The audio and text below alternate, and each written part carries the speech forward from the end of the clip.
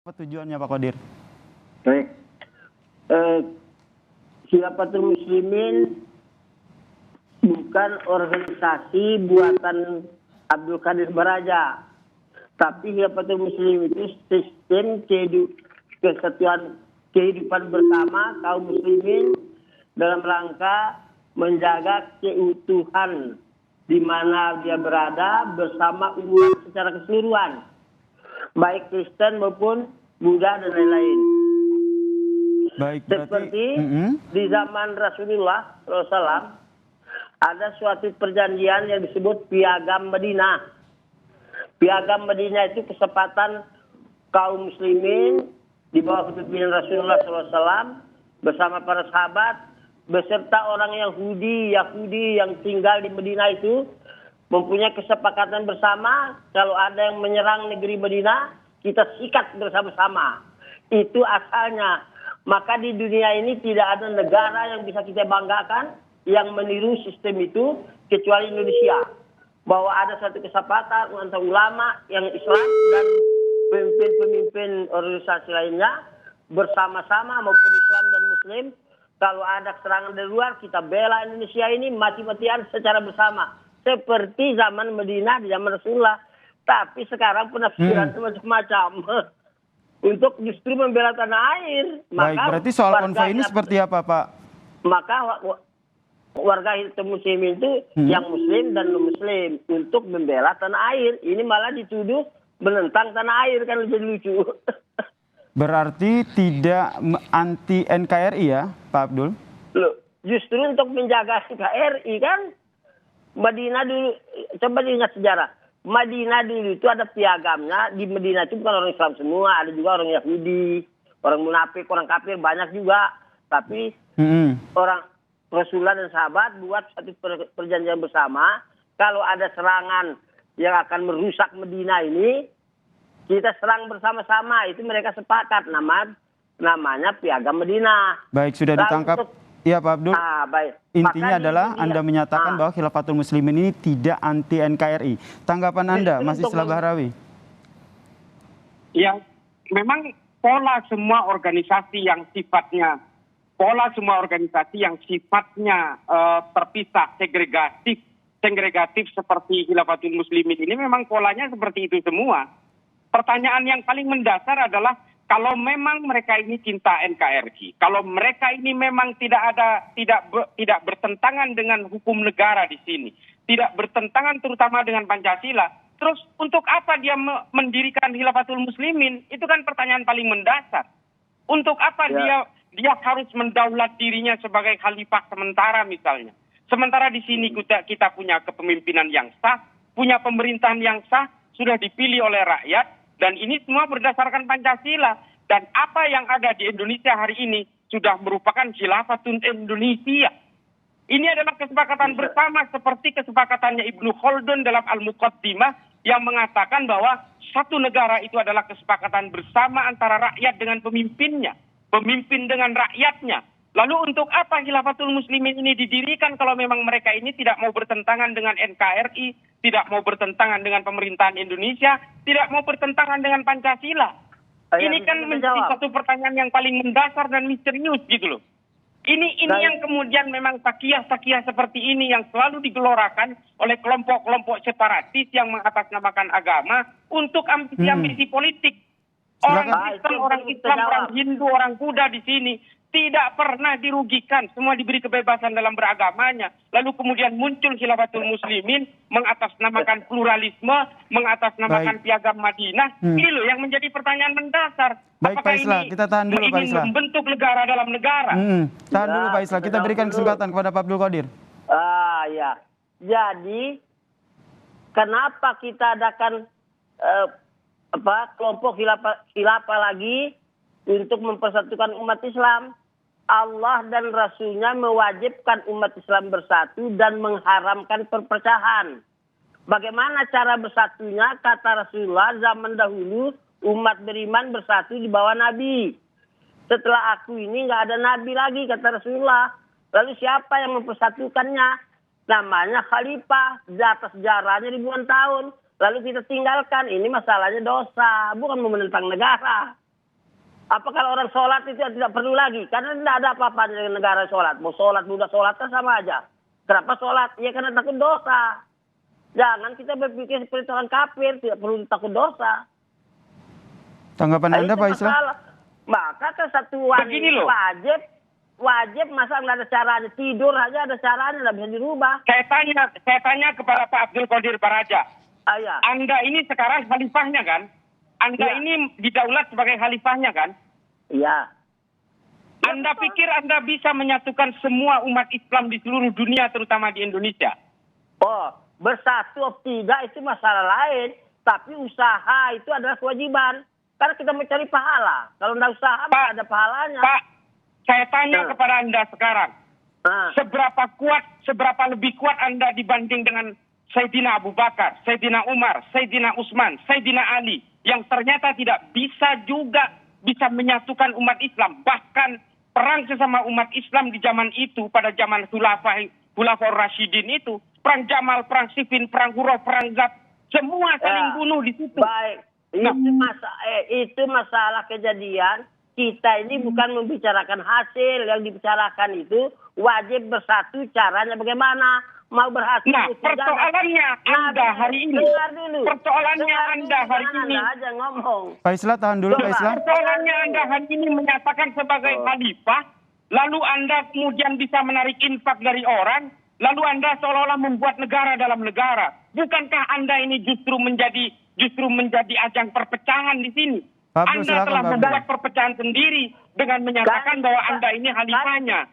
Kan itu pendapat Anda tentang kekhalifahan, bukan pendapat Khilafatul Muslimin. Sekarang persoalannya, Anda ini dipilih oleh siapa? Kalau Anda ini mau dipilih oleh siapa sebagai khalifah? Saya mau tanya. Kalau mau dibandingkan yang dulu, apa Nabi itu habis dakwah terus dibilang orang gila. Kamu itu orang gila. Padahal dakwanya benar kan? Apa terus tidak jadi kita berdakwah? Bukan Enggak, masalah. Pak Islah bisa tahan dulu, Pak Islah, kita kasih kesempatan kepada Pak Abdul Qadir dulu.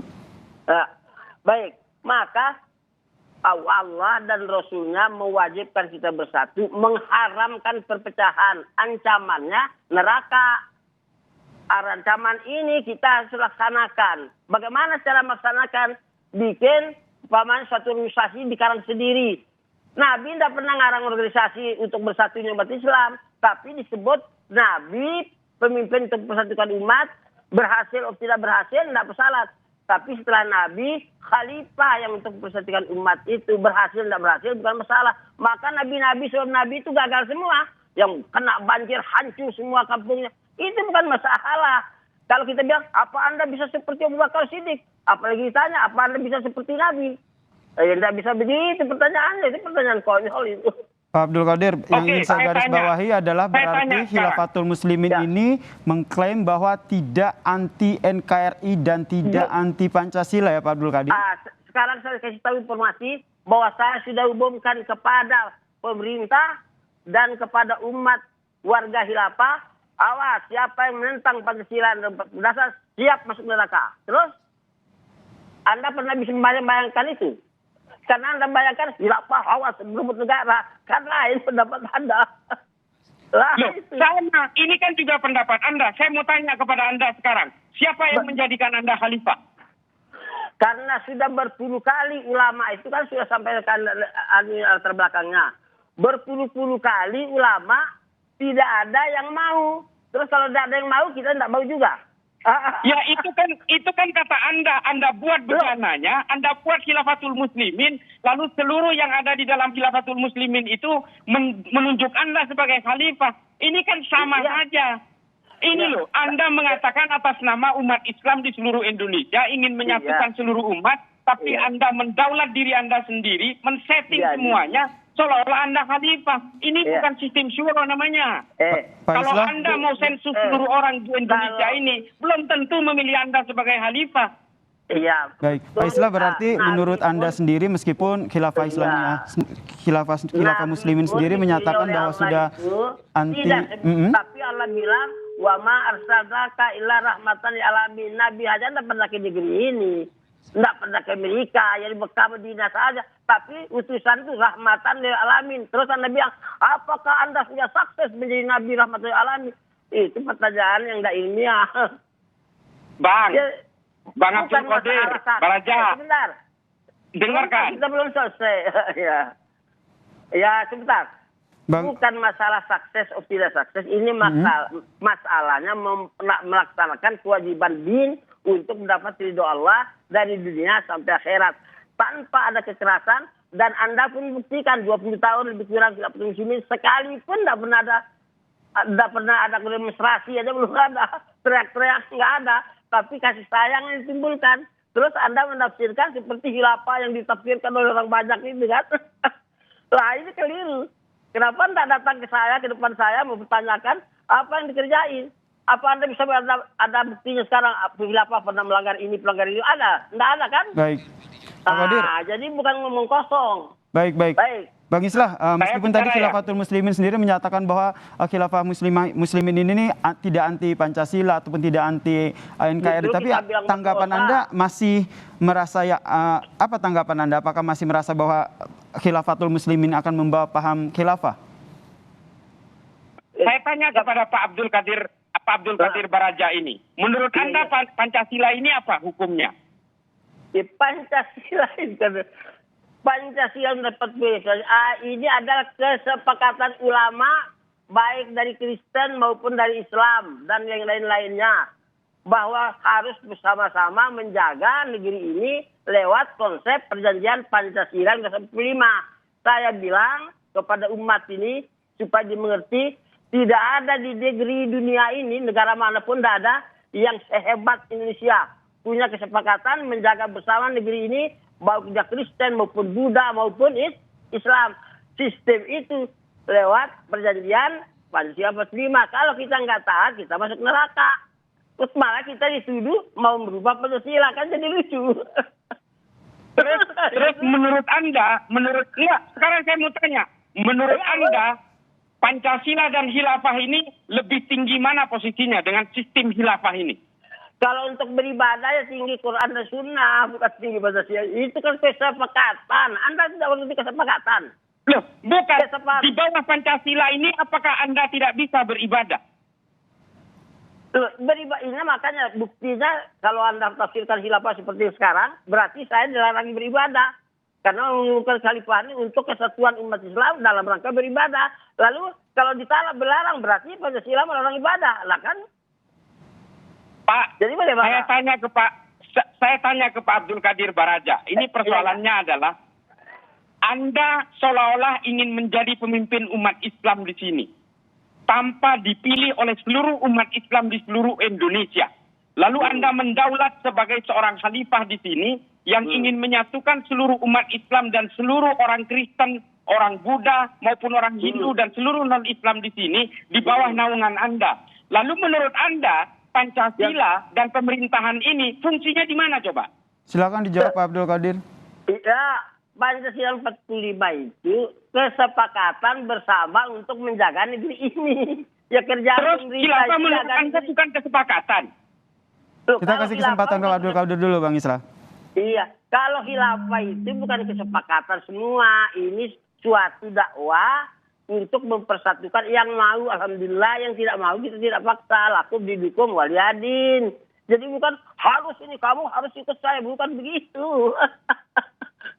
Gimana Anda enggak ini ada yang rancu nih. Sementara dia ini ditunjuk sebagai khalifah hasil kesepakatan katanya. Iya, coba gimana khilafah itu bukan kesepakatan itu gimana sih? Apa sampean ini turun dari langit gitu? Dulu juga khilafah itu kata Nabi, khilafah min haji nubuwati 30 tahun. Setelahnya bukan khilafah lagi, tapi mulkan adon. Setelahnya mulkan jabariyah. Coba semua juga ngaku khalifah. Karena apa? Ya karena khilafah itu sistem kebersamaan hidup kaum muslimin. Lah kita mau cari itu kan baik menurut tuntunan. Kalau dilarang oleh Pancasila tidak mungkin. Nah, Pak Abdul Qadir. Sebentar. Karena penafsiran khilafah itu dulu karena banyak perang-perang kan. Perang itu bukan hanya khilafah. Baik, Pak Abdul Qadir. Mau Yahudi juga perang juga. PKI juga perang juga. Perang itu manusia semuanya perang. Jangan itu yang menjadi pandangan sehingga asal khilafah perang. Bukan begitu. Pak Abdul Qadir. Ya. Jadi berarti Anda menjamin bahwa berdirinya Khilafatul Muslimin ini tidak akan melanggar aturan yang berlaku, termasuk tidak akan anti Pancasila dan NKRI, meskipun Menak sendiri menyatakan bahwa khilafah jelas dilarang di Indonesia. Kan saya sudah jelas menyatakan tadi, yang melanggar Pancasila 45 itu kepada warga khilafah, saya kira berdosa, masuk neraka. Terus dibilang tidak akan melanggar Pancasila. Bagaimana kita punya pernyataan seperti itu kok? Maka kasihan ya, karena khilafah penafsirannya di pemerintah dan ulama pada umumnya yang gagal menegakkan kekhalifahan itu 1924, itu pandangannya berbeda. Mengeluarkan kekhalifahan untuk berebut satu kekuasaan negara kan. Baik. Nah, pendapat ini akan kita hapuskan dengan siapa muslimin. Maka sebentar. Saya ke Pak Islah. Pak Islah. Nanti dulu, setiap bulan kita maklumat itu kita edarkan ke seluruh negeri ini supaya orang jangan tertipu dengan penafsiran tadi. Baik, saya ke Pak Islah. Pak Islah, Pak Abdul Qadir sudah menjamin. Tahan dulu Pak Abdul, izin. Iya. Pak Islah, Pak Abdul Qadir sudah menjamin bahwa Khilafatul Muslimin ini akan taat aturan pemerintah, tidak anti NKRI dan tidak anti Pancasila. Apa yang menjadi fungsi dan kekhalifahannya Abdul Qadir Baraja ini apa kalau begitu? Dia kan membuat struktur negara dalam negara. Ini jelas bertentangan dengan hukum-hukum normatif di negara kita. Makanya diam. Saya ketika tahan Anda dulu Pak bicara Abdul Qadir, tadi, tahan dulu Pak Abdul, silakan. Pak Islah silakan selesaikan dulu. Kita udah tahu strukturnya. Di setiap daerah-daerah ini punya amir-amir daulah ini di setiap wilayah. Bahkan ada amir safar segala macam. Kita sudah tahu ini strukturnya. Saya posisi ada di Brebes. Ini semua sudah kita sedang teliti semua strukturnya seperti apa. Modus-modus kelompok seperti ini memang selalu bertakiah seolah-olah dia berdiam di balik kedamaian. Ini kita tahu kok ini eskalasinya menuju satu abad 2024 nanti kok. Ini adalah modus-modus dari gerakan-gerakan separatis, gerakan segregatif atas nama agama. Ini adalah penunggang-penunggang agama yang sudah terjadi berabad-abad. Ini temuan yang Anda temukan ya? Saya harus mengatakan faktanya seperti itu. Fakta yang Anda temukan. Ini menjadikan dirinya khalifah, menjadi pemimpin. Dia ini ingin menjadi pemimpin tandingan di dalam negara. Ya, sudah. Baik, cukup Pak Islah, silakan Pak Abdul. Nah, pendapat seperti itulah yang mau kita hapus. Pendapat yang disampaikan inilah yang mau kita hapus itu dari Khilafatul Muslimin.